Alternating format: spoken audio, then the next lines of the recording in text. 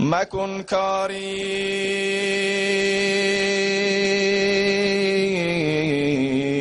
که بر پا سنگت آید، جهان با این فراخی تنگت آید. چو فردا نام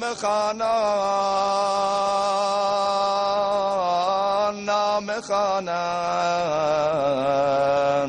تو را از نام خواندن ننگت آید. بلغ العلا بکماله کشف الدجا بجماله، حسنت جمیع خصاله صلوا علیه و آله. اجماعاً صلوات بفرستید.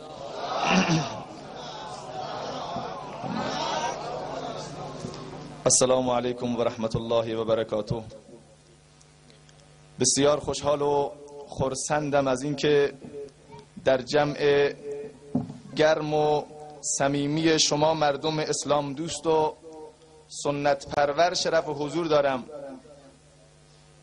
و این محفل رو از صمیم قلب با آقایان یحیای مختاری و حسین رخشنده و خانواده های معزز و مکرم و به طور عموم همه شما سروران عزیز از صمیم قلب تبریک عرض می کنم. امیدوارم که رب العالمین این پیوند مبارک رو توأم با صفا و صمیمیت بگرداند و شالوده و اساس زندگی این دو بزرگوار رو و خانواده های معزز ایشان رو با صفا و صمیمیت و با تقوا و ایمان پایه‌ریزی بفرماید. حقیقتاً در حضور علمای بزرگوار و چشم چراغ مردم در این خطه، علمای بزرگواری که در مجلس حضور دارند، جای صحبت برای توتی بنده چون الکنی چون بنده نیست. به هر حال حسن ظن شما سروران عزیز ما رو بران داشت که مسیری طولانی رو طی بکنیم و از نزدیک با شما سروران عزیز ملاقات بکنیم، گرچه که ساعتی شاید دوستان رو به انتظار گذاشته باشیم. از این ناحیه پوزش می‌طلبم از معذر همه سروران عزیز، به ویژه از برگزار کنندگان و دستاندارکاران و بالاخص از علمای بزرگوار. حقا که این ابتکار این دو جوان بزرگوار شایان تقدیر و تشکر هست. این جلسه می توانست به جای این همه روحانیت، معنویت، شکوه و عظمت، جای لهو و لعب و سرنا و ساز و عرض شود خدمت شما ارگ و سایر وسایل لهو و لعب می بود.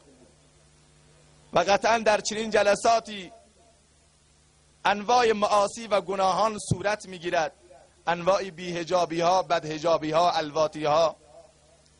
اما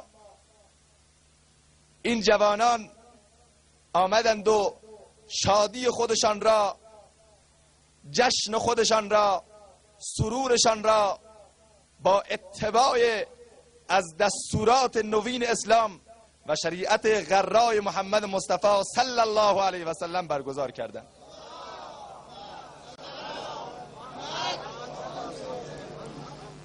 به ویژه جناب مولانا عبدالله روحانی شما که حقیقتاً زحمات بسیار بزرگی رو متقبل شدن تا تونستن با همکاری شما این جلسه رو تدارک ببینن. از خداوند متعال طول عمر با عزت برای این سرور عزیز هم مسئلت میکنم. سروران عزیز، شادی انسان فقط به لحظه‌ای که در اون جشنی برگزار بشه منحصر نمی شود، بلکه شادی واقعی، سرور واقعی، خوشحالی حقیقی اون ساعتی است که در اون ساعت و در اون لحظه انسان به معصیت خدا گرفتار نشود. هر لحظه ای که در اون لحظه معصیت نشه، هر لحظه ای که در اونجا گناه صورت نگیرد، اون لحظه لحظه عروسی است، اون لحظه لحظه شادمانی است، اون لحظه لحظه خوشحالی است.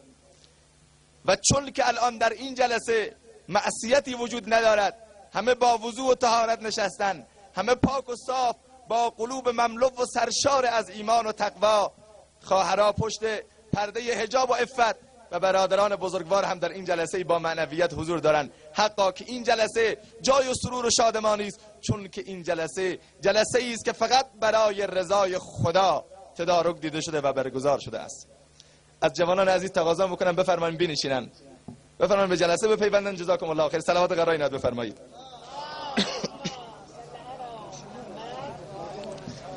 برادران عزیز، هیچ بنده ای از بندگان خدا در روی کره زمین غیر از انبیا علیهم السلام معصوم نبوده و نخواهند بود. یعنی بشر سرشتش، طبیعتش با گناه و معصیت عجین شده. هیچ بنده ای غیر از انبیا علیهم السلام در روی کره خاکی قدم به عرصه ظهور نگذاشته که گرفتار معصیت نشده باشد. اما این دلیل نمی شود که هر انسانی که در منجلاب معصیت و گناه گرفتار شد راه نجاتی برایش وجود نداشته باشد. خیر، الله ذوالجلال برای هر دردی درمانی قرار داده است. برای هر گرفتاری، برای هر مشکلی راه نجاتی را برای اون افراد در نظر گرفته است. برای انسانی که گرفتار معصیت شده، برای کسی که قلبی که الله ذوالجلال روز اول مانند آینه صاف و صیقلی به او تحویل داده است، برای او هم راه نجاتی رو قرار داده است. لذا قبل از این که اون راه ها مسدود بشه، قبل از این که آب از سر بگذره، قبل از این که فرصت از ما گرفته بشه، باید فرصت رو مغتنم شمرد و از معصیت و از وادی معصیت خود رو انسان باید نجات داد.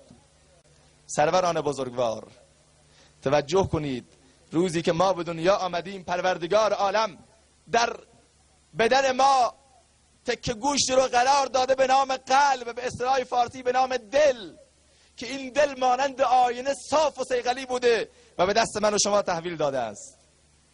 اما به مرور زمان هر گناه و معصیتی که انجام میگیرد یک لکه‌ای بر روی این آینه صاف قرار میگیرد. هر گناه زنگی است بر مرآت دل، دل شود زین زنگ ها خار و خجل. اگر انسان به فکر تداوی و معالجه بر بیاد و فوراً این زنگار و این لکه رو از بین ببره، خوشا به حالش. اما خدا نکند که امروز و فردا بکند که من فردا توبه میکنم، پس فردا از این گناه دست میکشم. روز به روز بر انباز معصیت و گناهش افزوده میشود و به جایی میرسد که فرصت توبه کردن و فرصت بازگشت هم از او گرفته میشود. لذا سروران بزرگوار، الله ذوالجلال فرصت بسیار بزرگی را به نام عمر به انسان داده، 50 سال 60 سال. این فرصت بسیار طلایی و بزرگی است که اگر قدر اون بدونیم، پروردگار عالم به توبه و بازگشت و عبادت و راز و نیاز ما هرگز توجهی نمی کند و نیازی ندارد. توجه میکنه، نیازی نداره. چرا؟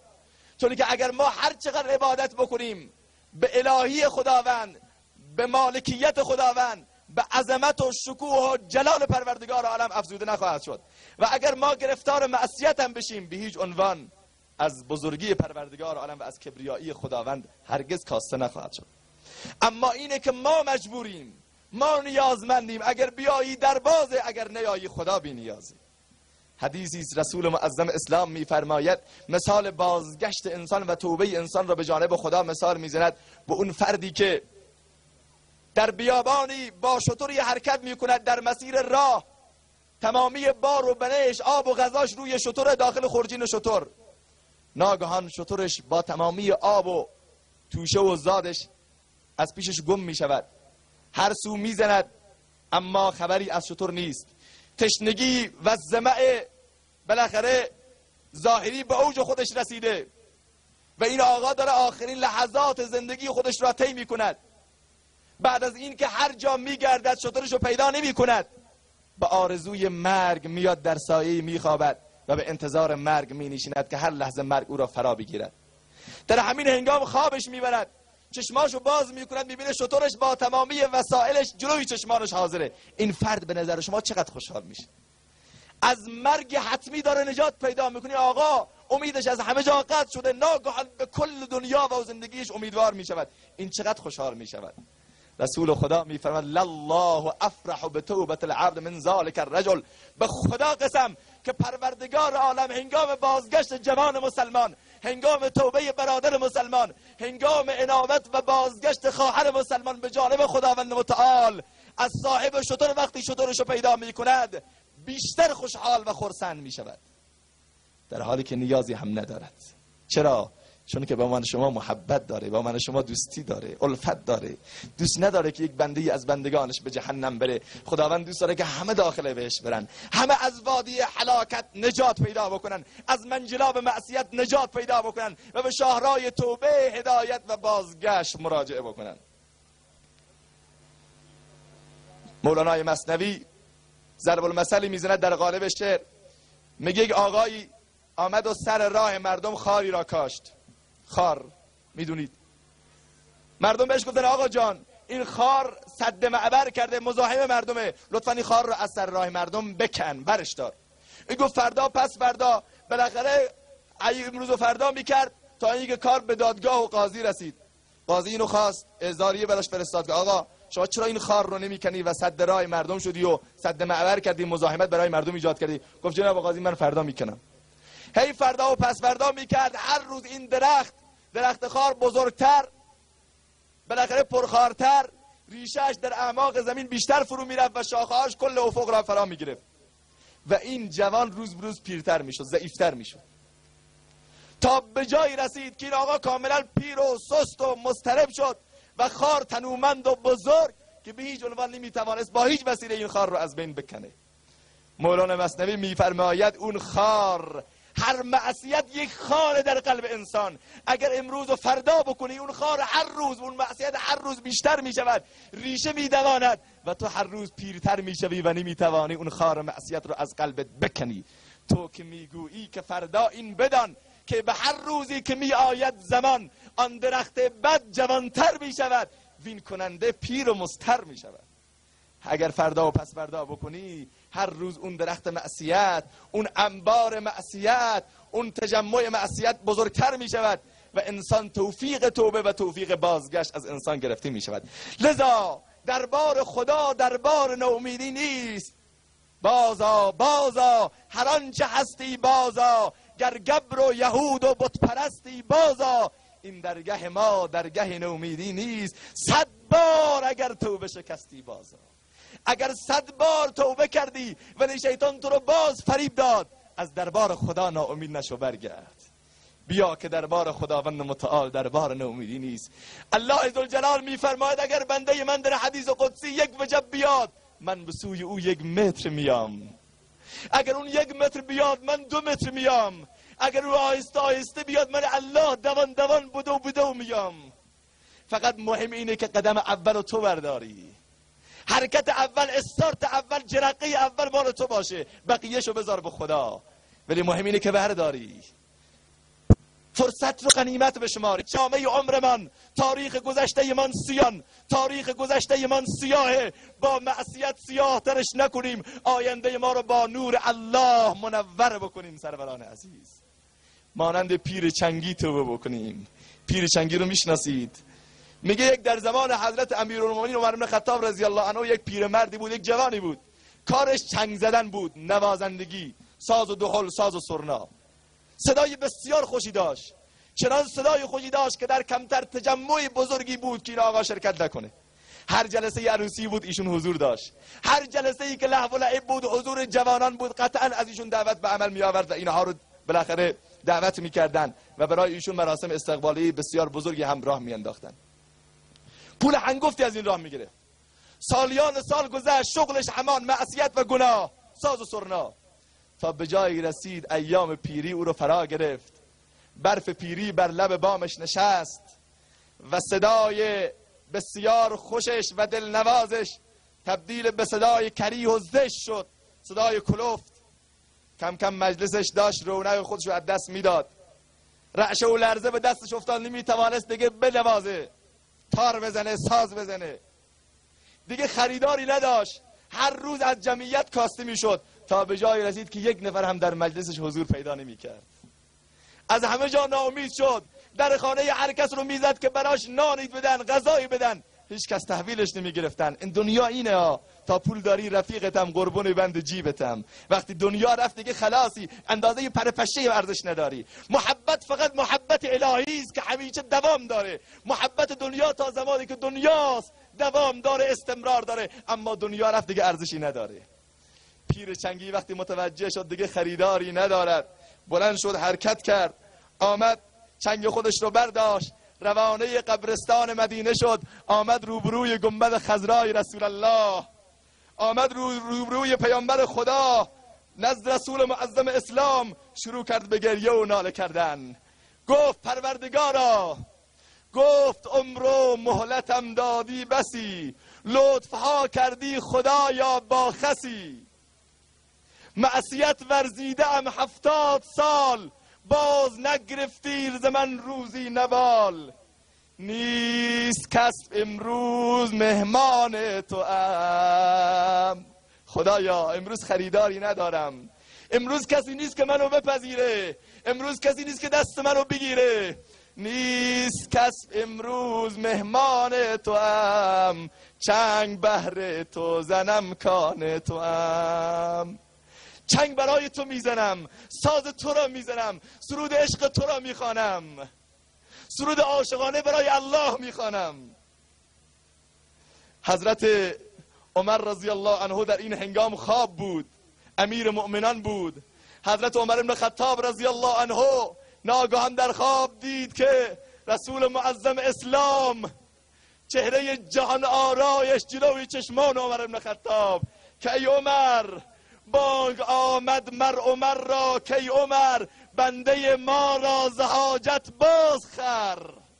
برو به داد بنده خدا برس، برو پیر چنگی رو دریاب، بنده ای داریم خاص و محترم، سوی گورستان تو رنجه کن قدم. بلند بشو، برو مزدشو بده. بندگان او رو طرد کردن، اما خدا او رو طرد نمیکنه. الله او رو وا نمیگذاره، الله صورتش از او بر نمیگردونه. اگر همه انسان ها او رو طرد بکنن، خدا او رو به آغوش میگیره، چون که با توبه صادقانه آمده است. عمر 700 دینار برداشت، حرکت کرد، آمد دور بر گنبد رو نگاه کرد، دور بر قبرستان رو نگاه کرد، کسی رو ندید، فقط دید پیرمردی اونجا خوابیده و یک چنگی زیر سرش هست، سازی زیر سرش هست. حضرت عمر با خودش گفت پیر چنگی کی بود خاص خدا، پیر چنگی کی بود خاص خدا، حبذا ای سر پنهان خدا. این دیگه خدا منو برای این دیگه نمیفرسته، این دیگه ارزش اونو نداره که من بیام دنبال اون بگردم، برم دنبال کسی دیگه، شاید کسی دیگه من مأموریت یافتم بهش برسم. هرچی گشت کسی رو نیافت، آمد رو سرش واستاد، عطسه‌ای زد. اون پیرمرد از خواب بلند شد، رعش سراسر وجودشو گرفت، لرزید، گفت خدایا به داد من نرسیدی و عمر رو فرستادی تا سر منو از سرم جدا بکنه. الله ذوالجلال رو صدا کرد که شما به داد من نرسیدی که هیچ، من رو به آغوش نگرفتی که هیچ، عمر رو فرستادی که منو بزنه، سرکوبم بکنه. حضرت عمر چی فرمود؟ پس عمر گفتش مترس از من مرم، بس بشارت ها ز حق آوردم. چند یزدان، خود توجه کنید، چند یزدان مدحت خوی تو کرد. انقدر الله ذوالجلال تو رو تعریف کرد، چند یزدان مدحت خوی تو کرد، تا عمر را عاشق روی تو کرد. اونقدر الله ذوالجلال در خواب تعریف تو رو کرد که عمر رو عاشق روی تو کرد و عمر آمده به استقبال تو برای دیدار تو. اینقدر ارزش پیدا میکنه سروران عزیز. 800 دینار رو بهش تحویل داد، اما اون فرد وقتی که متوجه شد که الله ذوالجلال توبهشو پذیرفته، خودشو نتونست کنترل بکنه، ناگهان لفظ الله از قلبش خارج شد و جانشو به جان آفرید تسلیم کرد. گفت خدایا من این زندگی رو نمیخوام، وقتی تو منو قبول کردی من تو را میخوام، من لقای تو را میخوام، من رضای تو را میخوام، من مرافقت پیامبر تو میخوام. پروردگار عالم دست سرت به سینه هیچ کس نمیزنه. مهم اینه که ما بلند بشیم بیام، مهم اینه که ما حرکت بکنیم. سروران عزیز صلوات قرایی نت بفرمایید.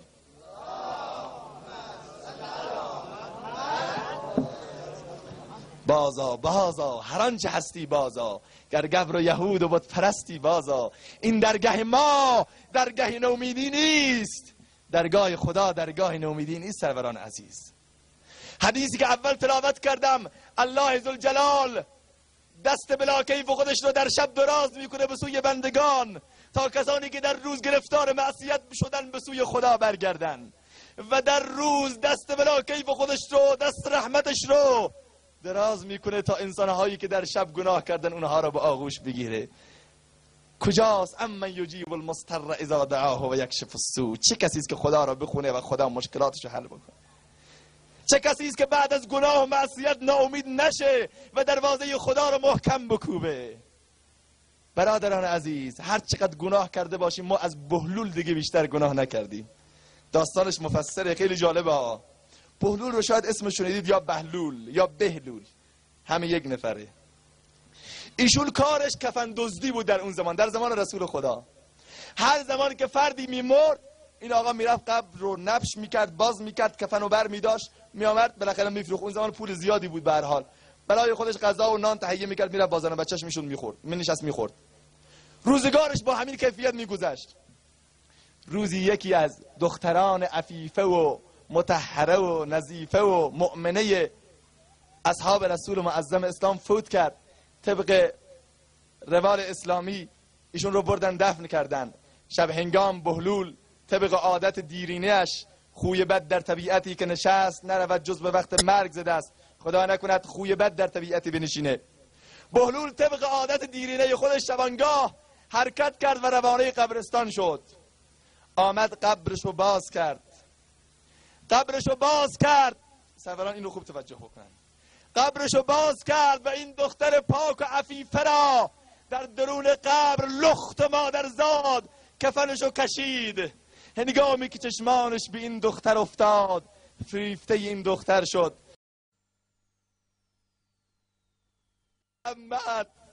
محمد رو تا اون زمان نمیشناخت، اسمش شنیده بود، محبت محمد رو دیده بود. آمد در خانه رسول الله گریه میکرد، آه میزد، فغان میزد. عمر ابن خطاب آمد دید جوانی گریه میکنه، رفت پیش رسول خدا، گفت جوانی دم در داره گریه میکنه. رسول خدا فرمود بگو بیا تو. آمد تو، گفت چرا گریه میکنی؟ گفت گناه کردم، معصیت کردم، مانند اژدها تو بدنمه، داره نیش میزنه منو، داره منو میخوره. انسانی که معصیت بکنه سروران عزیز، گناه، معصیت آرامش روحی و روانی رو از انسان میگیره، مگر کسی که عادت به گناه کرده باشه. انسانی که بار اول گناه میکنه میلرزه از گناه، میترسه از خدا، اما خدا نکند که گناه طبیعی بشه سروران عزیز. دیگه انسان خیره میشه، انسان دیگه محبت خدا و ترس خدا از قلبش رخت برمیبندد. گفت ای بهلول بگو گناهت چیه؟ گفت یا رسول الله گناه همون قدر بزرگه که زبانم نای گفتن و توان بیان کردن رو نداره. گفت بهلول گناهت بزرگتر یا زمین؟ گفت یا رسول الله گناهم. گفت بهلول گناهت بزرگتر یا آسمان؟ گفت یا رسول الله گناهم. گفت گناهت بزرگتر یا عرش؟ گفت گناهم. گفت گناهت بزرگتر یا خدا؟ گفت نمیتونم چیزی بگم، خدا بزرگتره. گفت بهلول بگو. گفت یا رسول الله من بعد از مرگ پرده عفت و پاک دامنی یک زن رو لکه‌دار کردم، آیا رای توبه هست؟ محمدی که چهرهش رو از یهودی بر نمیگردون چهرهش رو برگردون. گفت برو بهلول، نمیخوام ببینمت، چشمانم توان دیدن تو رو نداره، بلند شو از جلوی چشمانم گم شو. بهلول بلند شد، درهای امید بروی من بسته شده، بگشای خدایا که گشاینده تویی. راهی کوه بیابان شد، از شهر مدینه زد بیرون، از خانوادهش، از جامعش، فقط دنبال خدا که آی راهی توبه هست. 40 شبانه روز در میان دامنه های کوه الله الله میکرد، به جایی رسید که اشکانش سرازیر تمام شد و خون از چشمانش سرازیر شد که پروردگارا یا منو بکش، یا مرا از غم بکش، یا خاطرم را شاد کن، یا به زندانم فرست ای شوخ، یا آزاد کن. پروردگارا یا مرگ رو به سراغم بیار یا توبه‌مو بپذیر.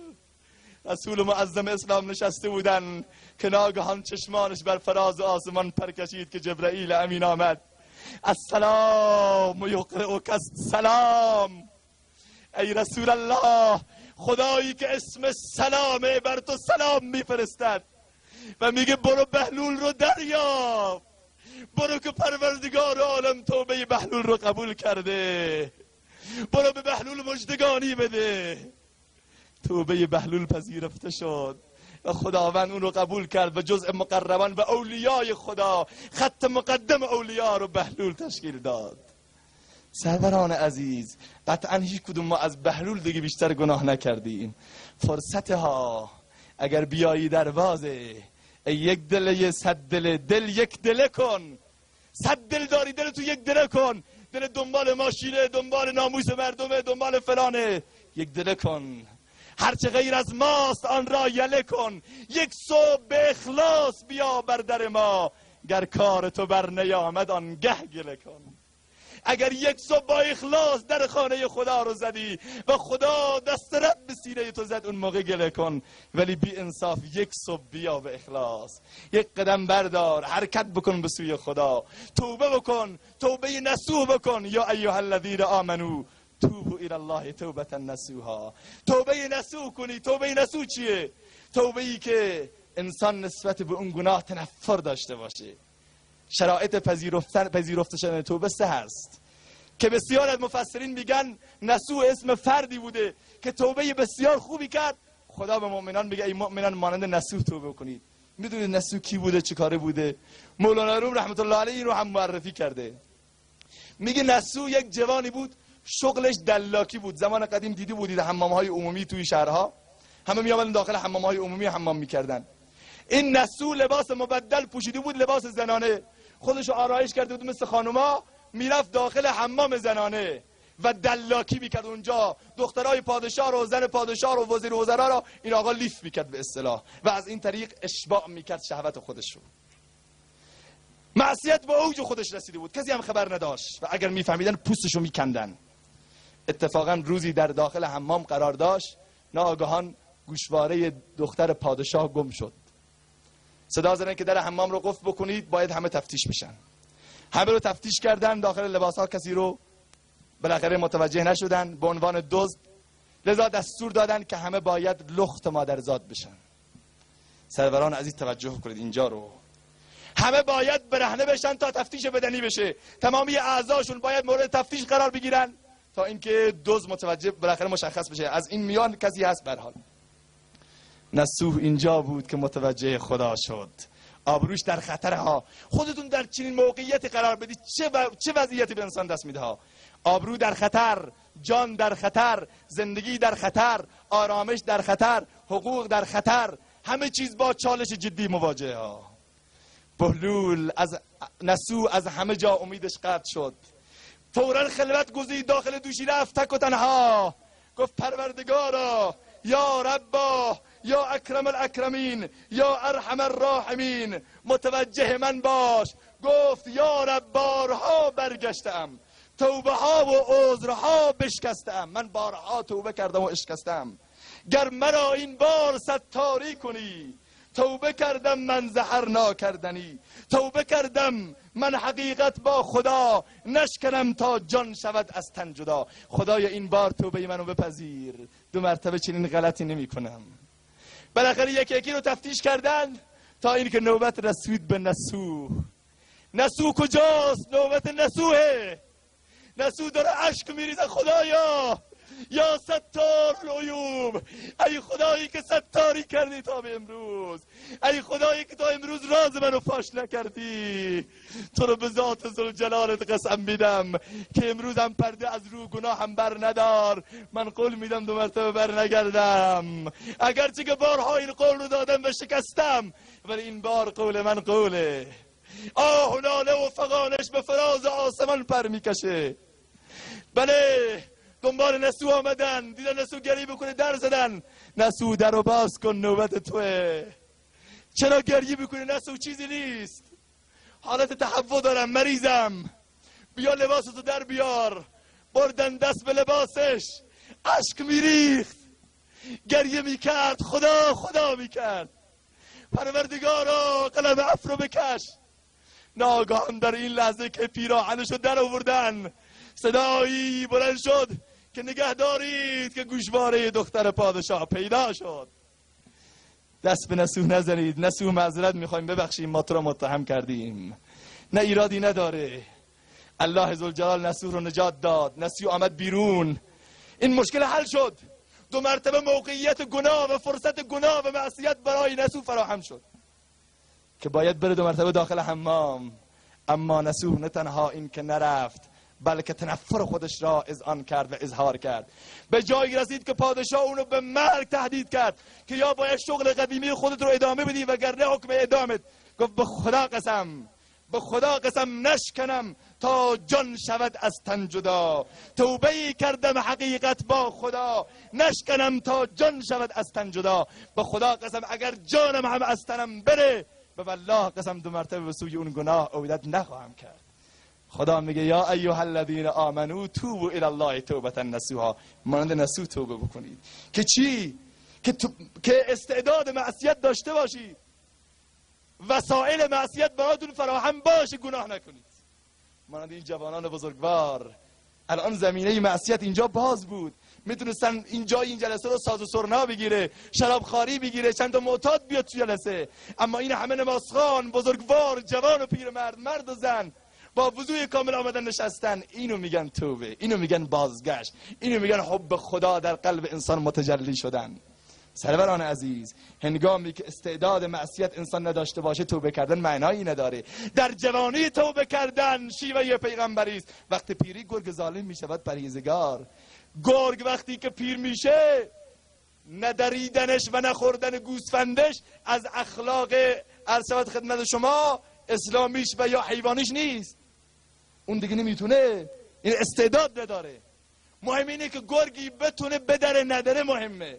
مهم اینه که جوانی استعداد معصیت الواتی رو داشته باشه، این استعداد خودش رو در راه خدا استفاده بکنه، بتوانه در این عروسی خودش 1000 معصیت بیاره اما نیاره، جلسه سخنرانی باشه.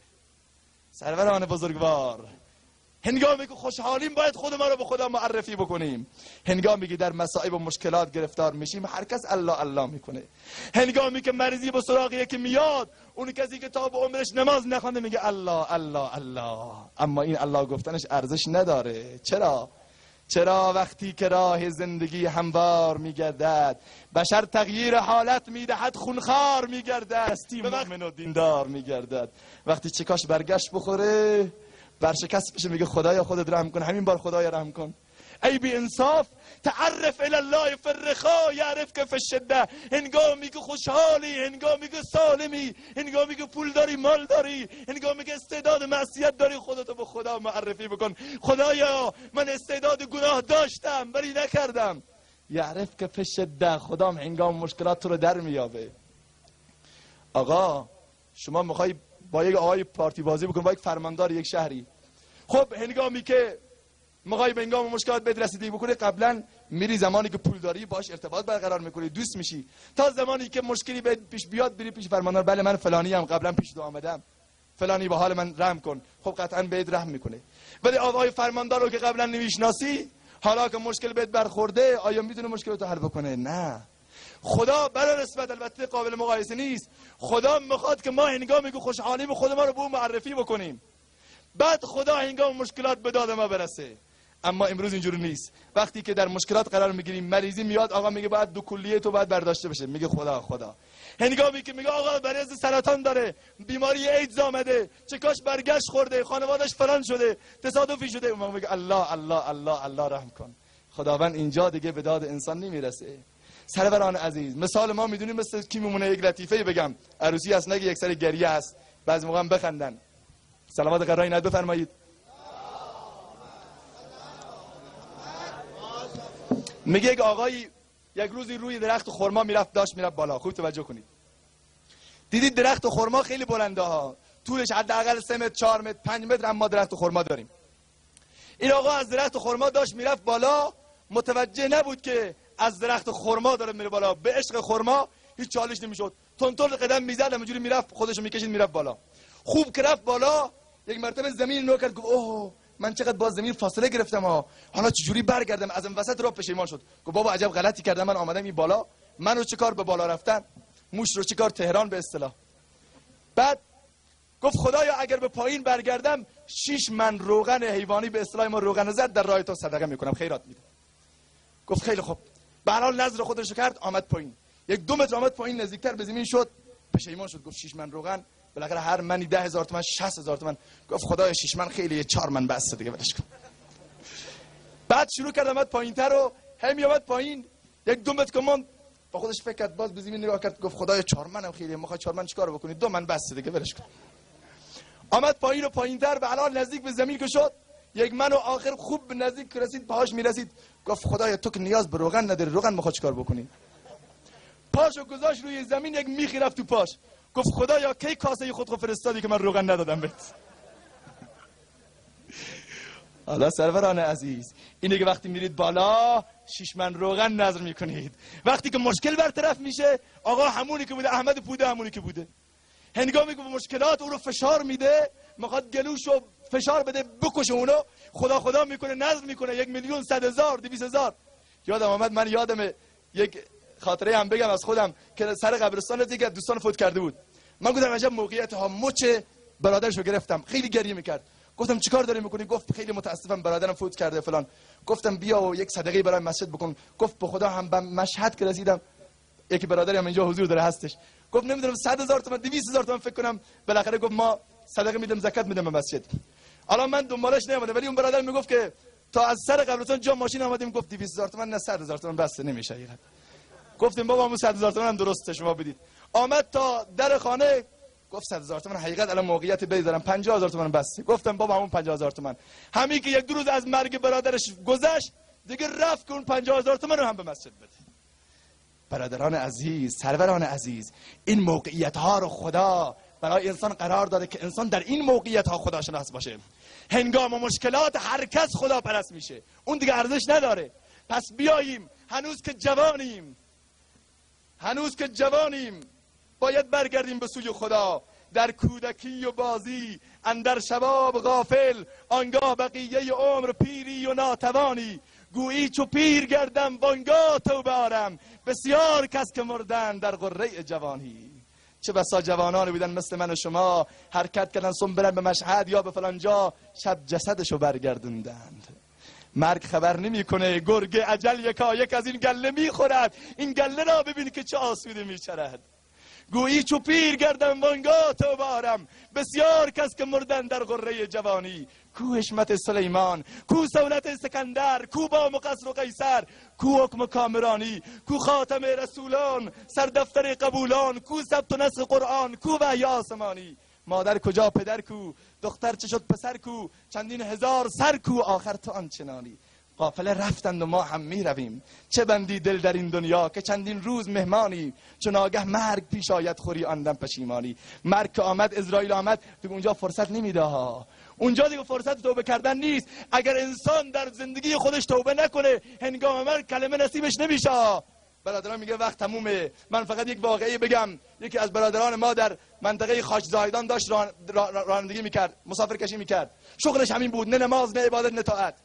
هنگام مرگش جوان، هنگام سکرات موت، به والله قسم تعریف میکردن، کلمه رو بهش تلقین میکردن، میگفت لا اله الا الله، این میگفت خاش زاهدان، خاش زاهدان، خاش زاهدان. و همین خاش زاهدان از دنیا مرد. به نظر من این خنده نداره، گریه داره که مبادا سروران عزیز ما به ساز و سرنا بمیریم، ما به پول بگیم تا آخر لحظه بمیریم، ماشین بگیم و کلمه نصیبمون نشه به همین حالت بمیریم. باید توبه دست جمعی کرد، برگردیم به سوی خدا. شما را به خدا جوانان عزیز برگردید، این جلسات رو این چین بگیرید، نکنید این جلسات رو با معصیت و گناه تاریکش نکنید. با معصیت و گناه خدایی نکرده معنویت این جلسه رو از بین نبرید. مانند این دو تا جوان بزرگوار واقعا تبریک میگم، واقعا شاباش میگم. خداوند در جان و مال اینها برکت عنایت بفرماید. امیدوارم که شما جوانان عزیز، شما سروران عزیز، همه بزرگواران در مراسم بعدی همچنین جلسه‌ای داشته باشین، از این علما استفاده بکنید. جناب مولانا فلاحی، جناب مولانا بالاخره امانی، و جناب مولانا یعقوب و بقیه سروران، جناب مولانا عبدالله، همه برادرانی که اینجا هستن، تاج سر ما هستن، از اینها استفاده بکنید. اینها رو نگذارید بخوابن، اینها در خدمت شمایند، با خدا خوشحال میشن، وگرنه هیچ شاید ارتباطی هم با اینها نداشته باشن، خویشاوندی با من و ایشان نداشته باشن، ولی دل به محبوب حجازی بسته ایم، زین سبب با یکدیگر پیوسته ایم. ما چون که همه فرزندان محمد رسول اللهیم، با هم عشق و علاقه داریم، وگرنه 100 کیلومتر راه برای ما مثل آب خوردن بود، چون که جلسه ایمانی است. انشالله که این جلسه باعث بالاخره رونق هرچی بیشتر جلسات دیگر بشه و استارت و جرقه‌ای بشه برای اینکه جلسات دیگر هم انشالله با همین معنویت، با همین رونق انشالله برگزار بشه. باز هم در پایانم تشکر و سپاس بالاخره قدردانی دارم از شادامادهای بزرگوارم، بالاخره آقای رخشنده و برادر بزرگوارم آقای مختاری و جناب مولانا عبدالله که واقعا زحمت کشیدن و همه سرورانی که به نوعی برای برگزار کردن این جلسه سهمی داشتن، دستی تکون دادن، زحمتی کشیدن، اینجا رو آماده کردن. و از همه شما برادران و خواهرانی که تحمل کردید، قدم رنج فرمودید، تشریف آوردید و صحبت‌های شکسته بنده رو گوش دادید، بسیار متشکر و سپاسگزارم. امیدوارم که پروردگار عالم این شب رو و این جلسه رو در کارنامه اعمال ما ثبت بفرماید و خداوند متعال بر معنویت هرچی بیشتر این جلسات بیفزاید. و صلی اللهم و سلم علی خیر خلق محمد و علی آله و صحبه اجمعین. صلوات غرای